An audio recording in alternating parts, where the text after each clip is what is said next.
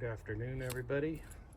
Lola's pooped after a long day of getting the Hoosier Daddy out and ready. Got the shop there. There's the Barracuda project with the engine. 273. All cheered out and ready to go back in. There's the transmission.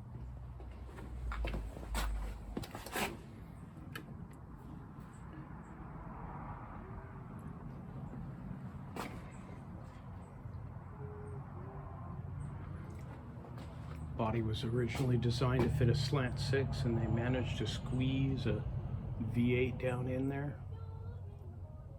albeit a small block. Then of course, here over where all the rough pavement is in the shop is where I have the Hoosier Daddy parked. Of course, the Hoosier Daddy's outside. That's the water drive with propeller right there. Of course, a swing set hanging from it.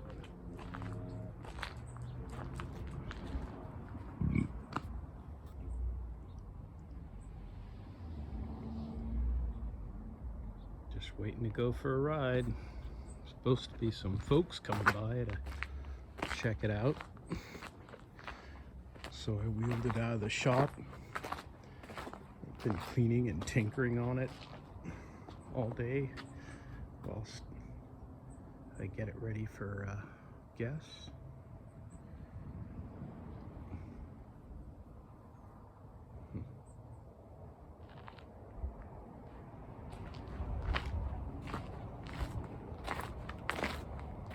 That's the gearbox that makes it all possible. Each bicyclist has their own 24 speeds to choose from, but this gives me the basically a highway gear, and then a little lower gear, and then extra low gear. And that's all shiftable from up at the cab. Just that orange handle right there is the shifter. The red handle's the hydraulic disc brakes for the front. The yellow handle, kind of right there, kind of like a park and brake. Well, that is a park and brake. That just works the drum brakes in the back.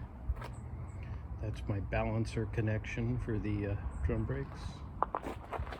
Oh yeah, it's got torsion bars on the rear axle. It's kind of hard to see, but there's a that point right there is the front of the torsion bar, and then one leg goes out to that end of the axle, and the other leg is right there, and it allows the rear axle to twist this way but not this way.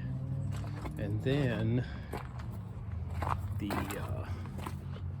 control arm for the front axle, I've taken a wrench and welded it across the gap where normally there's a hinge right down here. This control arm is hinged to this axle. This wrench right here does away with the hinge. Now that control arm is pretty much attached to the axle, and so the axle cannot twist when we're trying to go up steep inclines and making it work in four-wheel drive. Right now it's just in two-wheel drive. Of course, these aluminum tubes right here are part of the float system that comes out and holds the pontoons outside the wheels on the left and right side. Of course, here's Sully. Say something, Sully.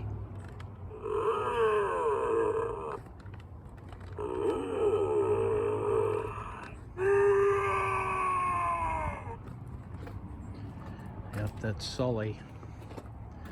And in a little while, Sully will speak again to remind me that he's turning off, powering down, whatever. Lola, no digging. Or did I scare you away? You scared me away. All right. Oh, and the steering chain. There's the steering wheel right there, okay? So that shaft goes down to a sprocket. That chain goes through that white tubing there that you see over these two turning sprockets, and then down onto that aluminum wheel that you see turning there.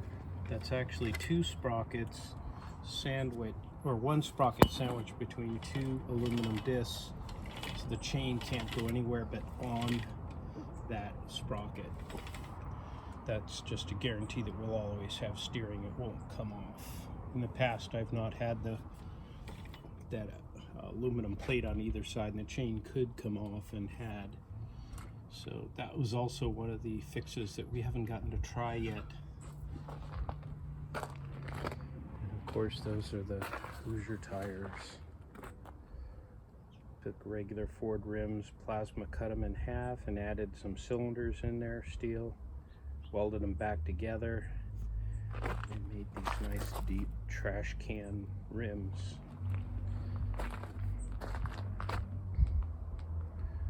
Yep. And of course, that water drive can swing down. Let's see if I can demonstrate that. It won't be able to go all the way down because the propeller hits the dirt.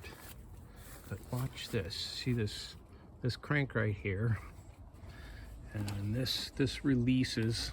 Oh, here, actually, I put a little. I'm gonna slack the cable that comes off of that just a little bit, and then I'm gonna pull this gadget, and you'll see. See if I can catch both. There. And that the propeller should, if I let more cable out.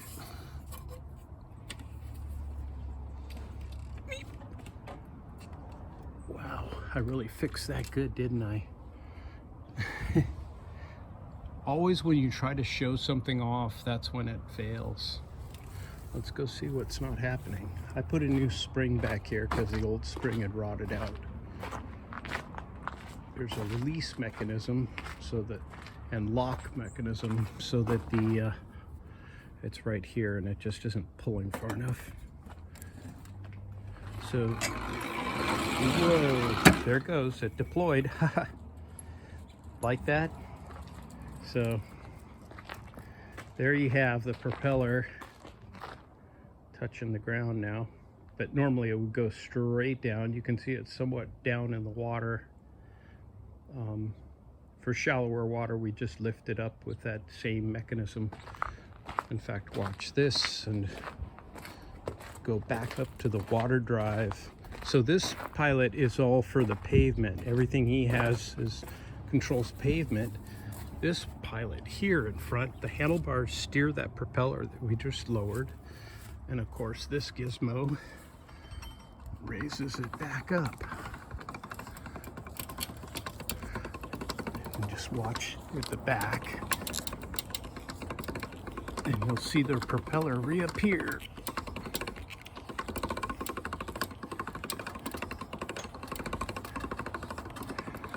And the reason we haul it up this high is there's a place in the race referred to as the Hickory Trail, and on the Hickory Trail is the Hickory Ditch, and that Hickory Ditch is every bit as narrow as this vehicle is long, and they make us go down into the ditch and then back out of it. And the consequence of that is we end up plowing dirt with the front at the bottom of the ditch if we don't keep things kind of slow. If we come down the hill too fast, the transition at the bottom just jams the nose into the dirt, and then anything that sticks out the back end drags as you pull your way out of the bottom of the ditch and back up and out. So again, ground clearance is essential, and so having the propeller way up high like that gets it out of the way.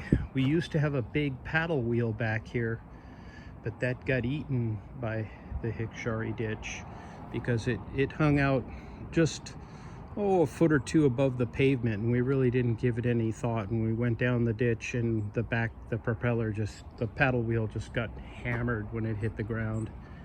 It wasn't meant to do that.